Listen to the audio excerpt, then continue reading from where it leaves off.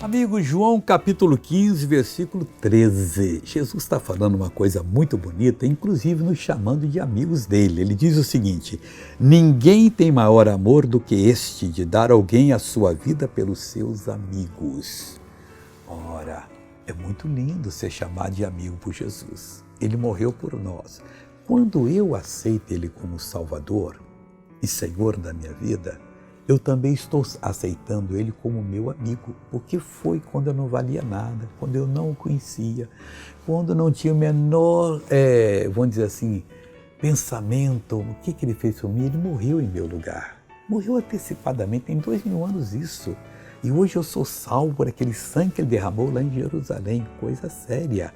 Ali foi decidida a minha sorte. Então hoje eu posso entrar na presença de Deus e falar: eu estou aqui em nome do meu amigo, o Senhor Jesus. Isso fala muito aos olhos e aos ouvidos do Pai também. Vamos ver essa pessoa que foi abençoada.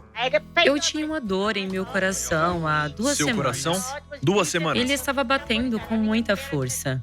Mas depois que o Senhor orou, em nome de Jesus, Saiu tudo. a dor saiu. Glória a Deus. Agora eu quero orar por você, Pai. Quantas pessoas nós temos feito de amigos do Senhor. Essas pessoas têm entendido a Tua palavra. Elas têm vindo até Ti. O Senhor tem suprido as necessidades. Nós amarramos todo o mal agora.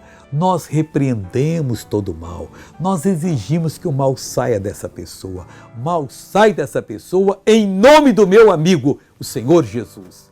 E amém.